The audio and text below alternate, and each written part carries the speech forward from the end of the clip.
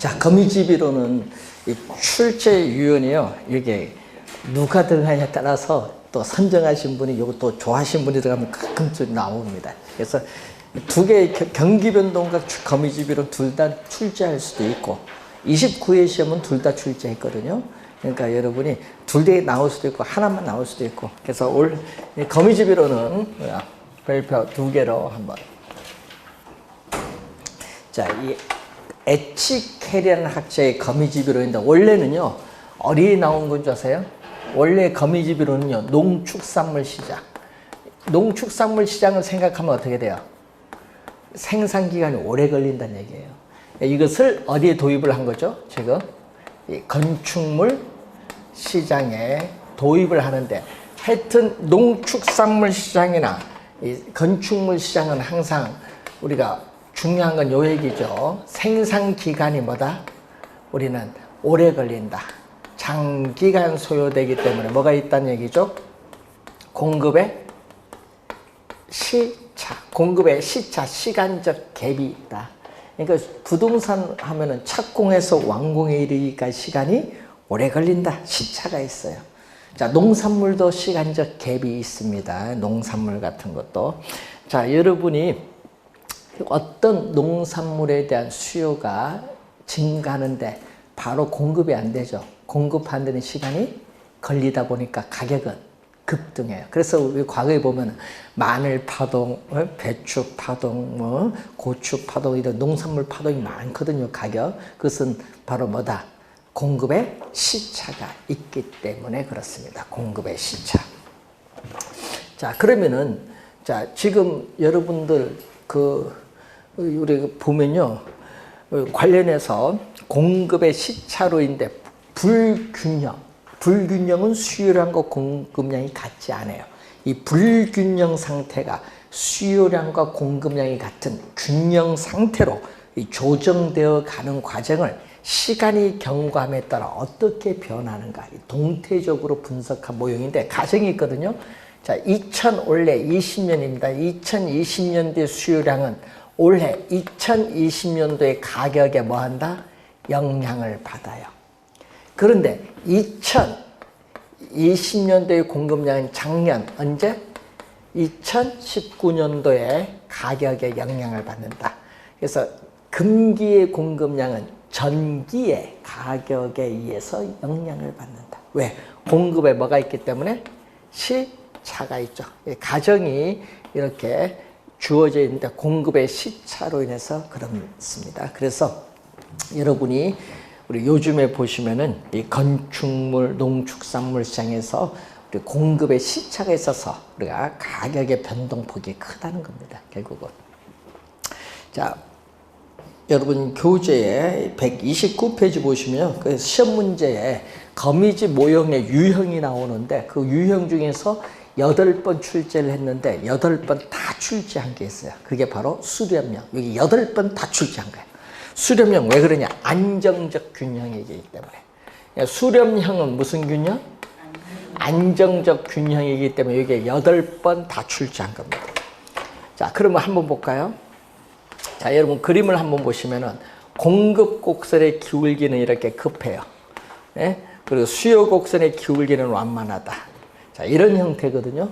자, 수요 공급이 교차하는 점, 이 점이 바로 무슨 점? 균형. 자, 그럼 이 점은 뭐다? 불균형. 이 불균형 상태는 이 점이 시간이 경과함에 따라 점점 뭘로 들어가죠? 균형으로 접근해 들어가죠. 네? 이 모양이 꼭 거미줄을 밖에서 치면서 안으로 들어가는 것과 비슷하다고 해서 거미집이라는 명칭이 붙은 거예요. 그래서 이 안정적인 수렴형이 8번 다 출제한 겁니다. 뭐가 출제했어요? 당연히 조건을 출제하기 조건. 자, 이 조건을 보면은 어떻게 돼요? 조건을 보면은 수요 곡선의 기울기는 마이너스 기울기인데 그래서 뭐를 플러스로 만들기 위해서 뭐를 씌운다? 절대값. 수요 곡선의 기울기 절대값과 공급 곡선의 기울기의 절대값을 비교하면 어디가 커야 된다? 그림에서 공급 곡선이 커야 된다. 예, 그림에서. 그런데 또 이것은 탄력성이 또 있어요. 수요의 가격 탄력성. 수요의 가격 탄력성과 공급의 가격 탄력성을 비교하면요. 자, 여러분이 기울기와 탄력성 서로 역관계, 같은 게 아니야. 역관계 있다. 역관계 있으면 부동 방향은 어떻게 돼? 역관계 있으면 부동 방향은 반대로 바뀌어. 그래서 여러분은 수렴형은 시험에 8번 나왔잖아요. 요 수렴형만 잘 암기하면 돼요. 그래서 수요가 곡선의 기울기가 완만하면 뭐다? 여러분 수요 곡선의 기울기가 완만하면 뭐다? 탄력적. 기울기가 급하면 비탄력적. 그 수요가 탄력적일 때는 무슨 형태? 수렴형이다. 그래서 암기할 때 수탄수로 암기해주면 상당히 쉽게 이해가 돼요. 수탄수. 수요가 탄력적이면 공급은 상대적으로 비탄력적이죠. 수요가 탄력적일 때마다 수렴형, 수탄수로 암기하면 되겠죠. 자, 그리고 수렴형 반대가 뭐다? 수렴형 반대가 뭐가 돼? 발산형. 이건 수렴형 반대죠. 그림을 그리면 이런 얘기예요. 수렴형 반대니까 수요 곡선의 기울기는 뭐다? 급하고 공급 곡선의 기울기는 뭐다? 완만한 이 형태가 바로 발산형. 수렴형의 반대거든요. 자, 이 점이 시간이 경과함에 따라 점점 이렇게 밖으로 빠져나가는 발산형입니다. 수렴형의 뭐다? 반대다. 요거 부동 방향 요거 다 반대로 시키면 돼요. 그러니까 발산은 암기할 필요 없어요. 뭐만 암기하면 돼? 결국 수렴형만 암기하면 돼. 수렴형 반대는 뭐다? 발산형. 그리고 여기는 뭐를 암기하면 돼? 공급이 뭐다? 공급 곡선의 기울기가 완만하니까 공급 곡선이 탄력적. 수요는 상대적으로 기울기 급하니까 비탄력적. 공급이 탄력적일 때는 뭐다? 발산형. 그래서 공탄발. 그래서 암기할 때요. 수탄수 공탄발로 암기하면요. 쉽게 문제를 풀 수 있어. 그런데 기울기는 탄력성과 뭐다? 역관계다만 생각하면 되죠. 역관계는 부동 방향이 이렇게 바뀐다는 얘기죠. 자, 그리고 순환형은 그 수렴형만 공부한 이유가 있거든요. 순환형은요, 이런 형태가 되니까. 수요 곡선, 공급 곡선이 주어졌을 때, 순환형은 이런 형태. 요 불균형이 시간이 경과함에 따라, 화살표는 시간이 경과하는 건데, 이렇게 점점 이렇게 반복이 되는데, 이게 순환형. 요거는 니꼬르, 여기가 뭐가 들어간다? 다 니꼬르. 수요 곡선의 기울기 절대값과 공급 곡선의 기울기 절대값이 같아요. 또 수의 가격 탄력성과 공급의 가격 탄력성이 같아. 니꼬르가 되면은 순환형. 그러니까 뭐만 암기하면 돼, 여러분은? 순환형만 암기 잘 해두면 되죠. 순환형만 암기를 잘 해두시면은 우리가 되겠죠.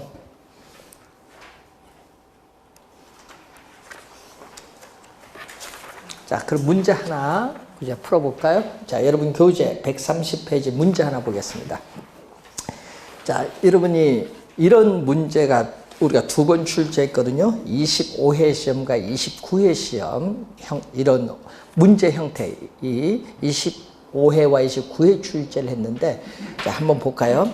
A, B 부동산 시장의 함수 조건인데 A 볼까요? 자, A를 한번 보세요. 자, A 부동산 시장에 있어서 함수가 나오죠. 2P는 500 마이너스 뭐다? QD. 2P는 500 마이너스 뭐다? QD가 나오고. 자, 그리고 3P는 300 플러스 3P는 300 플러스 4 QX. QD는 수요랑 QS는 공급량입니다. 자, P 앞에 있는 요 2, 요 1로 만들기 위해서 양변을 2로 나눠버려. 2로 나눠주니까 P는 얼마? 250 마이너스 2분의 1 QD. 또 요 앞에 또 양변을 뭘로? 3으로 나눠주면 얼마? 100 플러스 3분의 4 QX. 자, 여러분 우리 그 중학교 때 배울 때 이렇게 배우거든요. Y 이꼬르 AX 플러스 B 1차 함수가 주어질 때 이 Y가 지금 뭐냐 하면 P야. Y축. 이게 뭐다? P. 요 X축은 뭐다? Q야, Q. 그럼 요 앞에 있는 요 X축 앞에 있는 요 A가 바로 뭐를 의미하냐? 요게 기울기야. 그러면은 기울기는 어떤 의미? 요거. 요 Q X축, 요 QD X축 앞에 있는 요게 뭐다? Q 앞에 있는 요게 바로 뭐가 돼? 기울기. 자, 수요 곡선의 기울기의 절대값, 공급 곡선의 기울기의 절대값을 비교할 때 어디가 크다? 공급 곡선의 기울기 절대값이 크죠. 뭐가 돼? 네? 수렴량. A는 수렴량. 기울기를 보는 거죠. 자, 그럼 B는? 자, B는 우리가 어떻게 나오냐? P리꼬는 400 마이너스 이 P리꼬는 400 마이너스 2QD가 나오고 있고, 자, 그리고 이 P는 100 또 플러스 4QX 양변을 2로 나눠주니까 50 플러스 2QX인데 또 앞에 있는 Q 앞에는 이게 뭐야? Q 앞에는 기울기야. 자, 수요 곡선의 기울기의 절대값, 공급 곡선의 기울기 절대값이 서로 뭐하다? 같다. 같으면 뭐다? 순환력. 같으면 순환력. 자, 기울기가 무엇인지를 찾아내는 거예요. 기울기.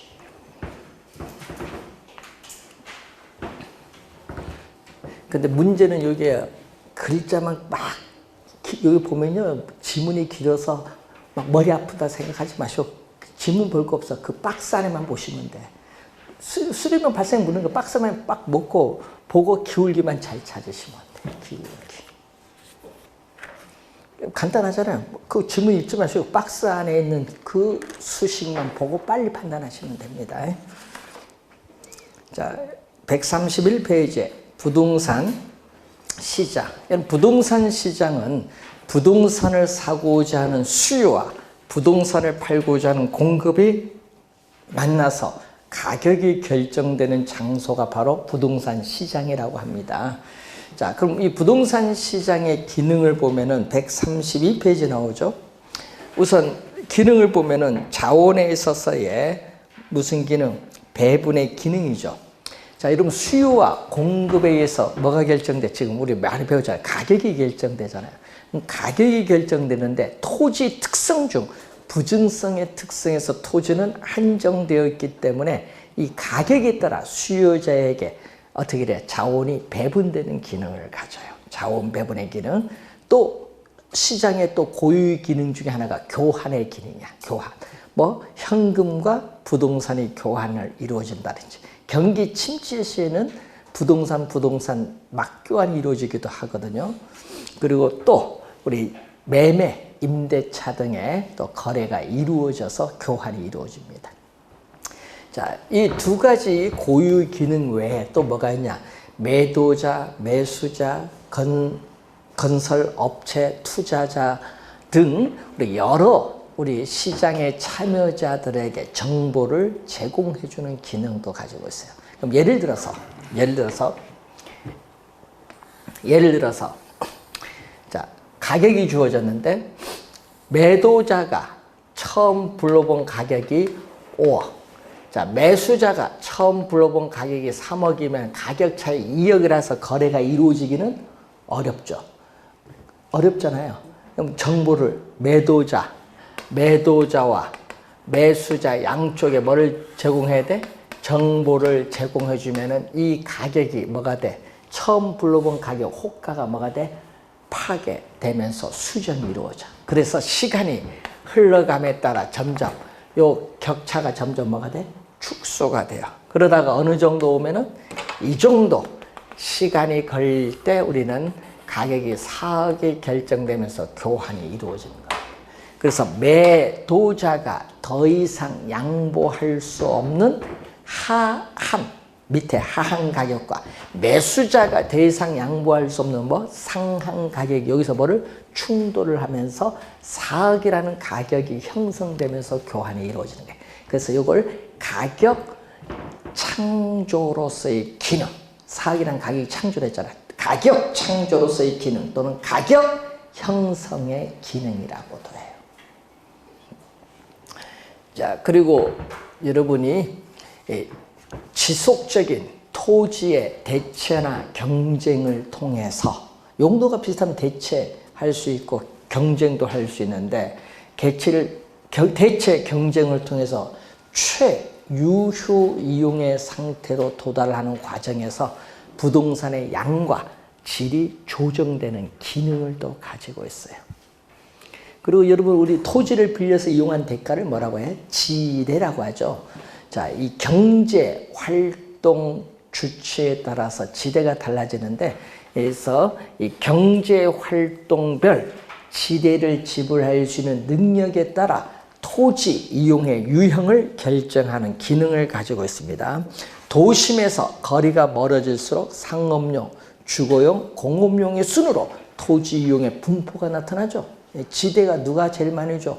상업용, 도심에 가까워서 상업용 비싸니까 상업용 제일 많이 주죠. 지대 지불 능력에 따라 토지 이용의 유형을 결정하는 기능을 가지고 있습니다. 그래서 그 지문이 22회, 23회 두 번 출제했었죠. 자, 그리고 여러분 교재 134페이지 보시면은 우리가 또 중요한 게 여러분이 최근에 시험 보면요. 앞에서 우리 수요 공급 배웠잖아요. 수요 공급에서 뭐 지문을 하나 여기 들어오고 또 부동산 시장의 특성이 들어오고 또 뒤에 배우는 효율적 시장 개념이 들어오면서 요즘 그걸 묶어서 한 문제로 출제를 최근에 많이 해요. 최근에. 그러니까 여러분 요즘 응용을 종합적으로 하는 거예요. 그러니까 한 파트에서 내는 것이 아니라 여러 개를 묶어서 출제를 요즘 종합적으로 많이 내요. 그러면 여러분이 약간 어렵게 느껴진다. 이렇게 하기 위해서 지금 내는 겁니다. 과거에도 상당히 많이 나왔죠. 올해도 중요합니다. 자, 여러분 앞에서 배우셨던 토지의 특성에 따라서 일반 상품 시장과는 다른 이 부동산 시장의 특성이 나타나요. 특성. 자, 원래 중요합니다. 작년에 출제하지 않았기 때문에 원래 중요한데 토지 특성 중 뭐가 있어요? 우선은 토지는 지리적 위치가 고정되어 있죠. 부동성의 특성이 있어요.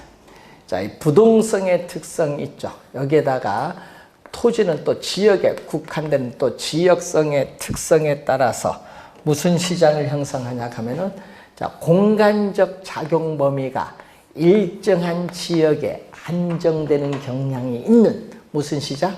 국지적 또는 지역 시장이라고 해요. 국지적 시장 또는 지역 시장을 형성합니다. 시험 문제 우리 국지적 시장 진짜 많이 내죠, 하여튼. 그렇기 때문에 위치가 고정된 현장에 임해서 부동산을 확인해야 되는 뭐가 나타나는 거죠? 임장 활동화가 이루어지는 거죠.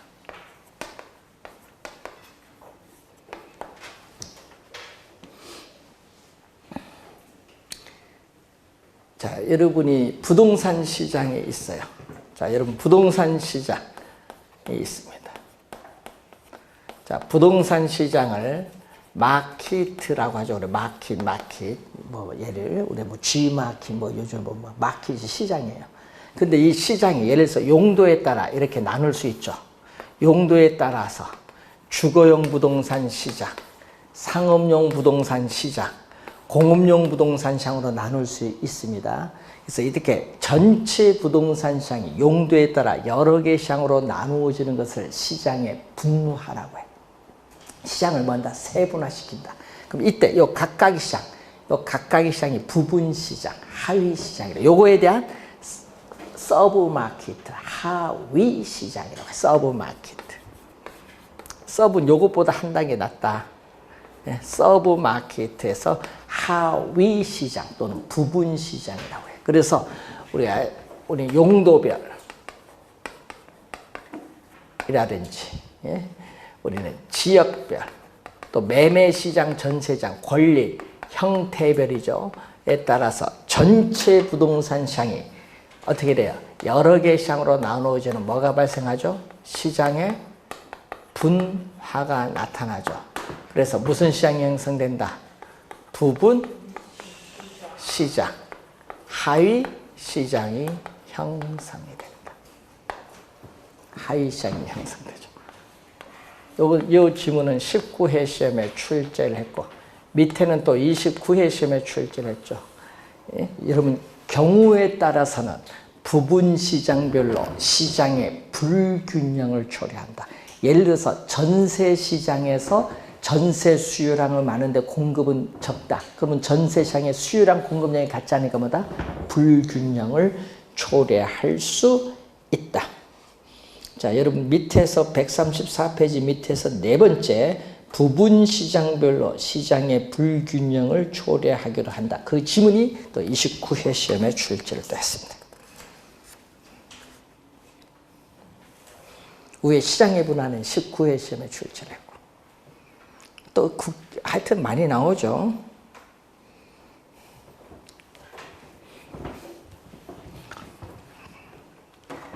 자, 또 거기 보니까 뭐가 나오죠? 개별성. 자, 물리적으로 똑같은 토지는 오직 하나밖에 없다는 개별성의 특성으로 인해서 우리는 부동산 상품은 일반 상품은 표준화가 되어 있지만은 부동산 상품은 표준화가 쉽다 어렵다? 어려워요. 예? 자, 그래서 우리 또 배운 거 표준화가 어렵기 때문에 이거 뭐라고 배웠죠? 또 우리 일물 일가의 법칙이 적용되기 어렵고 또 부동산 상품에 대한 대체 가능성이 낮다. 대체 가능성이 낮다. 예? 그래서 비표준화로 인해서 여러분 일반 상품은 표준화되면은 공장에서 대량 생산을 합니다. 도매상, 소매상을 거쳐서 최종 소비자에 이르기까지 뭐가 이루어져요? 최종 소비자에 이르기까지 유통기구가 존재합니다. 그런데 부동산은 표준화가 어려워서 대량 생산이 곤란하죠. 그래서 도매상, 소매상과 같은 뭐가 없다?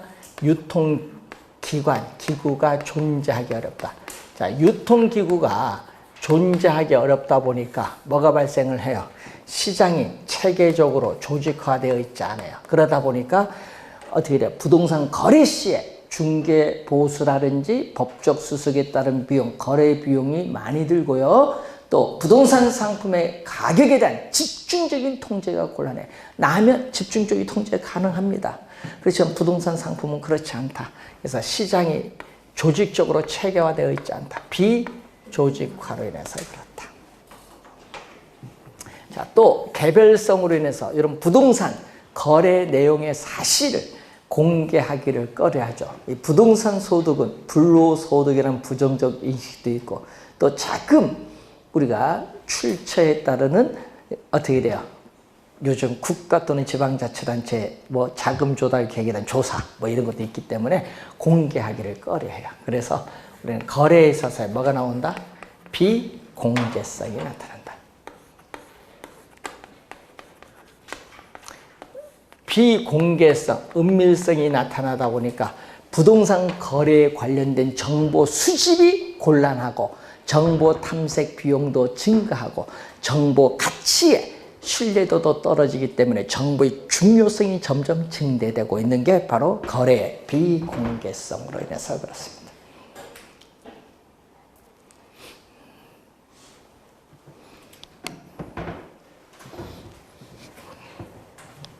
뭐에 나오죠? 개별성의 특성에서 그래요. 자, 이런 특성에 의해서 우선 보고요. 자, 135페이지 그 4번에 보시면 또 부동성, 뭐 부증성, 뭐 개별성 등에 의해서 부동산에 대한 수요는 증가하는데 바로 즉시 공급, 수요와 공급 줄여서 수급인데 수요 공급 조절이 쉽다 어렵다?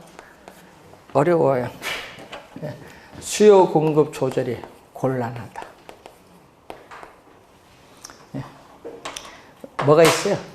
단기에 수요가 증가하더라도 착공에서 완공에 이르기엔 시간이 오래 걸려요. 공급의 시차로 인해 수급 조절이 곤란하다 보니까 시험 문제는 이 지문을 많이 내요. 단기적으로 부동산 시장에서의 가격의 왜곡을 발생시킬 가능성이 높다. 이 지문을 진짜 많이 출제한다. 정답도 한 2번 물었어요. 많이 출제합니다. 단기적으로 부동산 가격의 왜곡을 발생시킬 가능성이 높다. 상당히 중요한 지문입니다.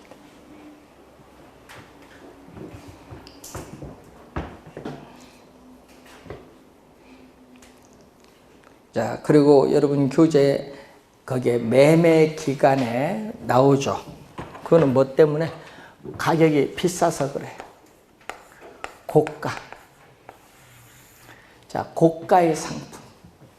자, 고가의 상품이다 보니까 매수자 입장에서는 부동산을 구매하는 자금 모으는데 시간이 오래 걸리고, 매도자 입장에서는 부동산을 매각해서 현금화하는 데 걸리는 시간, 이걸 뭐죠? 황금성인데, 황금성 면에서 곤란하기 때문에 단기간에 거래가 이루어지기는 곤란하다.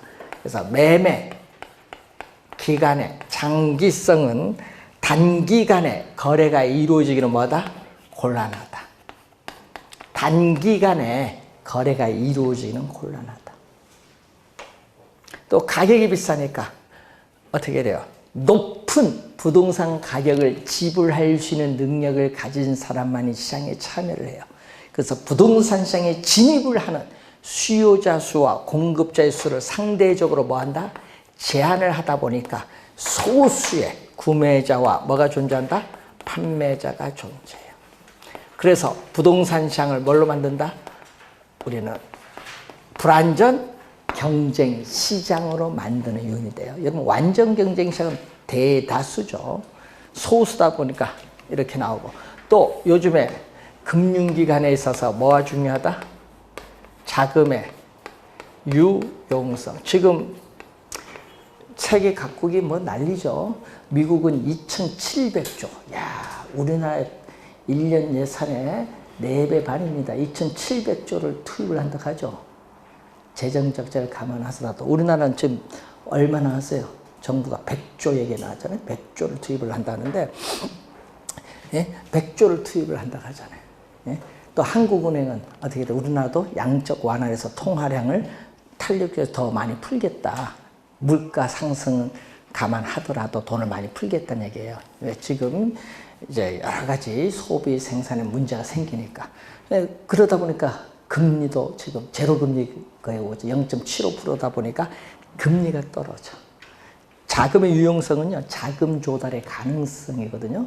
많은 영향을 줘요. 특히 뭐에 의해서? 금리거든요. 금리는 우리는 대출금리인데, 정부의 뭐에 의해서? 정부의 화폐 금융정책.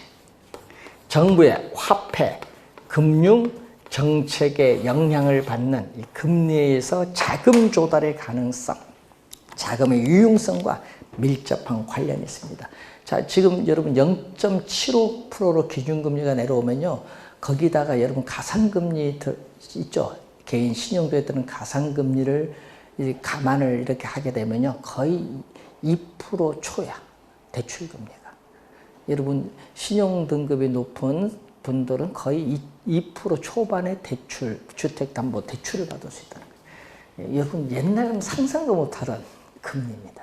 그만큼 대출금리가 많이 떨어졌다는 얘기예요.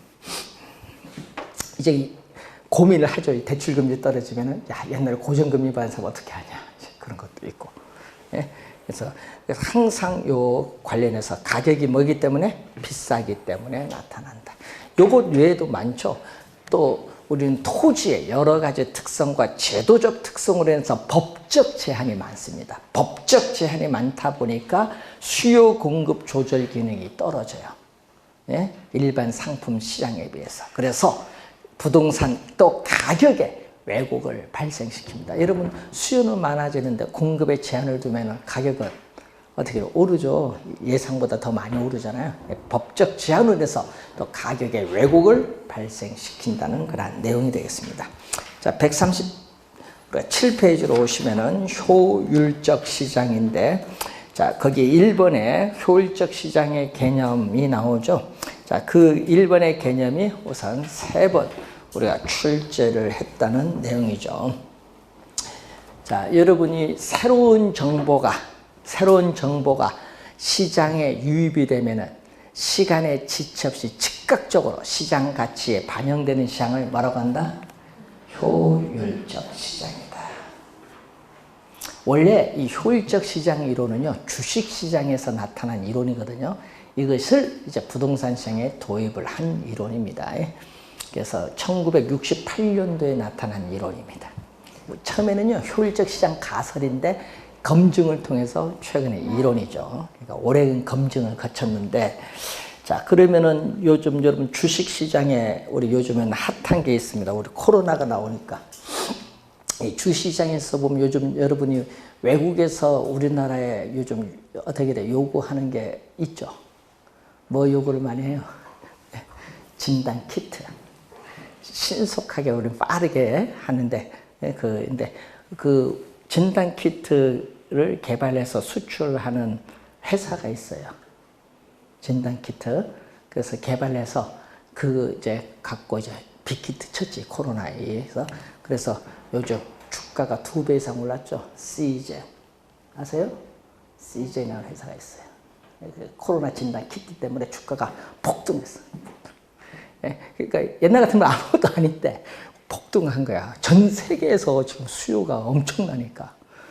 뭐 공짜로 주는 거 아니잖아요. 뭐 그 가격이 또 어디 부르는 게 값이죠. 공급이 못 따가잖아, 수요를. 전 세계. 여러분 인도 보세요. 인도 중국 인구 합치면 30억 인구입니다. 인도 중국 합치면. 근데 이 인도도 셧다운 들어갔잖아요. 예, 엄청나게 지금 문제 많아요. 예. 그래서 요즘에 전 세계에 원래 하반기까지 이게 가지 않겠나 지금 얘기 많이 하는데 5월 달까지가 지금 고비락 하잖아요. 그때까지 안 잡히면 원래 끝난다 이렇게 하잖아요. 그러니까 여러분이 5월 달까지 계약 못 해요. 아니, 4월 6일 계약을 하면은 학교 한 사람 뭐 걸리면은 학교 등교 못 하겠다 하는데 그럴 바에 아예 나오지 않는 게 낫지. 안 한대요. 그러니까 뭘로 한다? 온라인 수업 한대. 네, 초중고.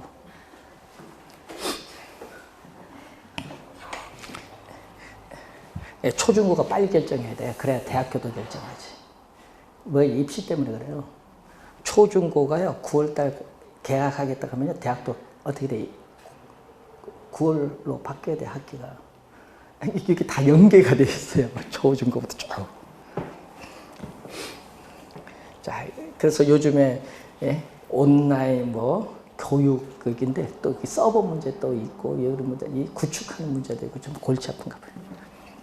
자, 하여튼 다 그런 형태가 됩니다. 아까 효율적 시장인데, 그러니까 즉각적으로 반영이 되는 게 딱 공시했잖아요. 이 진단 키트 개발해서 수출합니다 하자마자 주가가 뭐다?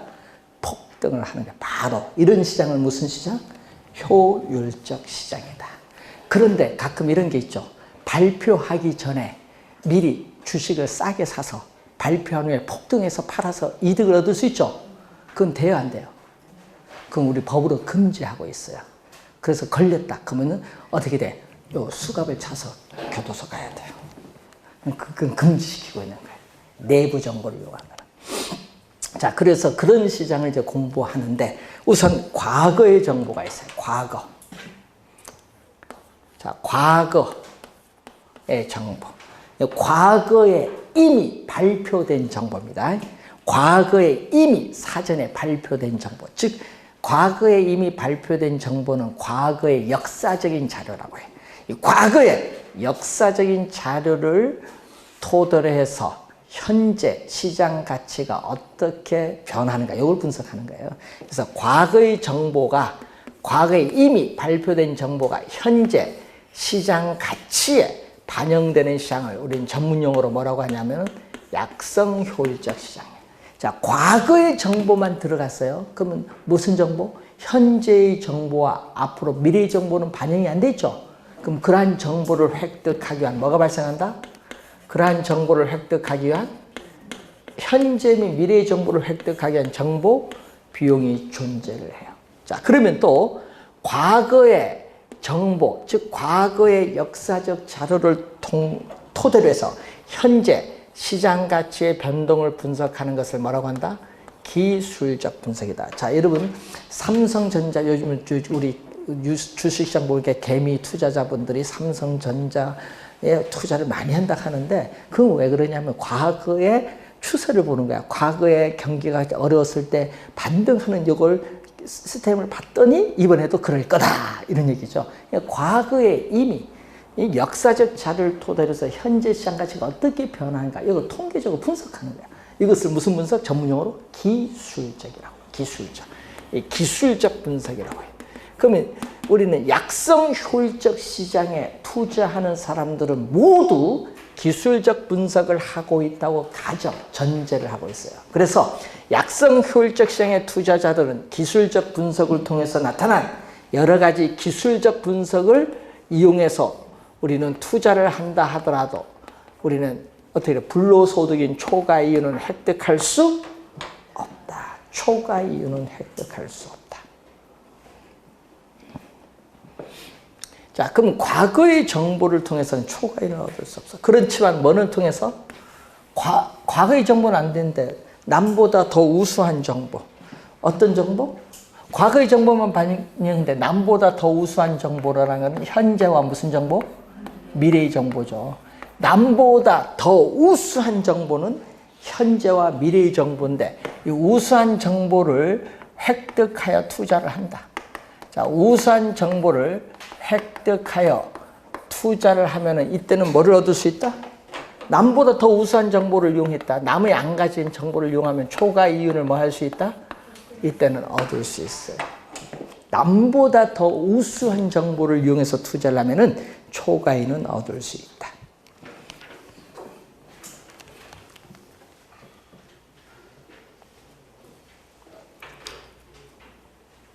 자, 그러면 이 과거의 정보에 또 플러스 한 게 있죠. 여러분, 과거의 정보에 더해준 겁니다.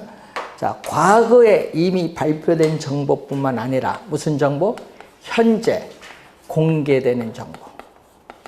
자, 과거에 이미 발표된 정보뿐만 아니라 더해준 겁니다. 현재 공개되는 정보까지 어떻게 돼요? 시장 가치에 반영되는 시장은 또 무슨 시장? 중강성 효율적 시장인데 또 과거와 현재의 정보만 반영됐기 때문에 또 뭐를 얻기 위해서 우리는 또 미래의 정보를 획득하기 위한 또 뭐가 발생하죠? 정보 비용이 또 발생을 해요. 자, 그러면 이때 요 두 가지를 더해준 거 뭐죠? 더해준 것을 과거에 이미 발표된 정보, 요건 현재 공개되는 정보, 공표라고 하죠. 공표라는 것은요, 공식적으로 발표. 공식적으로 발표를 줄여서 뭐다? 공표. 공식적으로 발표. 그럼 공표된 정보는 공식적으로 발표된 정보, 과거에 발표된 정보, 현재 발표되는 정보. 그래서 공표된 정보를 토대로 한다. 자, 여러분, 우리 삼성전자가 사업계획, 투자계획을 발표했다. 그럼 그 발표된 정보를 토대로 해서 과거, 현재 더 준 겁니다. 토대로 해서 현재 시장 가치의 변동을 분석하는 것을 이걸 기본적 분석이라고 해요. 이건 기본적 분석. 자, 기본적 분석이에요. 또 이 중강성 효율적 시장의 투자자들이 또 기본적 분석을 통해서 투자를 한다 하더라도 또 뭐는 얻을 수 없다? 초과 이윤을 얻을 수는 없다. 그렇지만은 또 중강성 효율적 시장의 투자자들이 또 우수한 정보, 남보다 더 우수한 정보를 이용을 해서 투자를 하면 초과 이윤을 얻을 수 있다. 자, 여러분 29회 시험 정답을 요걸 물었거든요. 약성 효율적 시장에서 기술적 분석을 통해서 투자를 하면 초과 이윤을 얻을 수 있다 없다? 없다. 요거 시험에는 있다로 줄자. 그게 정답이었어요. 29회 시험. 하여튼 개념 많이 물어요. 초과 이윤하고 개념 강성 효율적 시장 개념 시험에 많이 또 출제하죠. 28회, 29회 이런 게 막 출제를 하죠. 개념 같은 거. 자, 요거 공표된 정보죠. 그럼 시험 문제 개념 이렇게 나오거든요. 출제를 우리 28구의 시험 이렇게 나왔거든요. 공표된 정보든 또 뭐?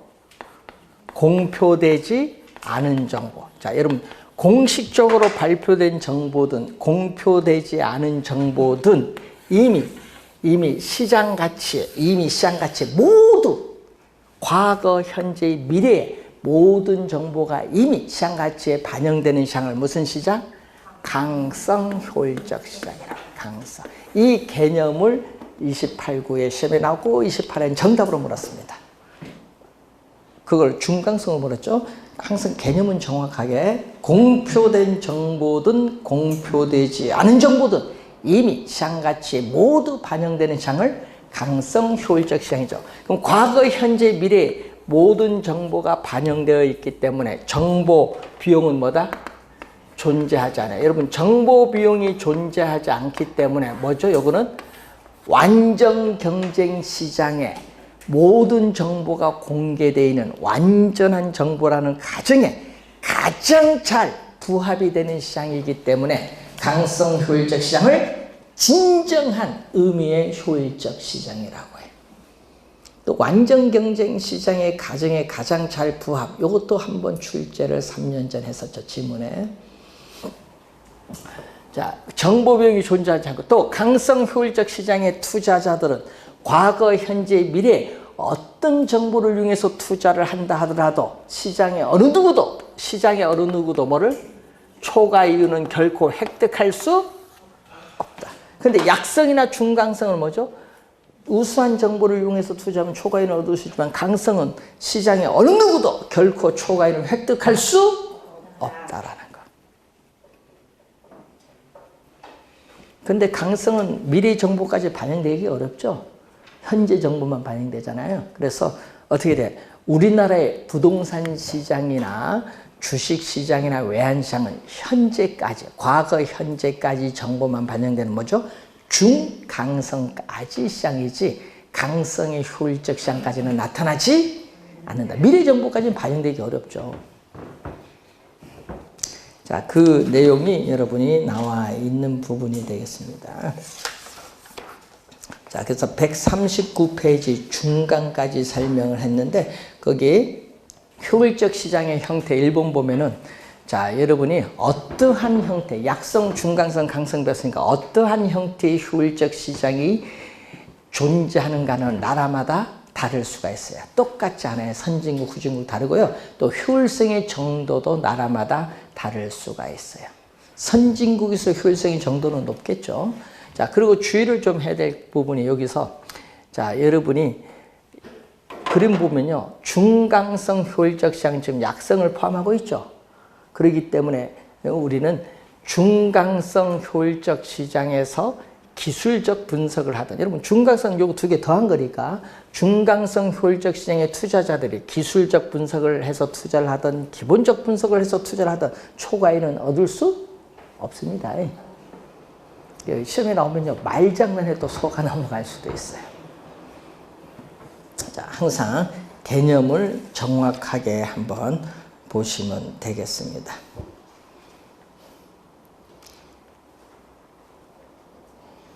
자, 그래서 여러분이 우선 그 139페이지 중간에 설명을 했습니다.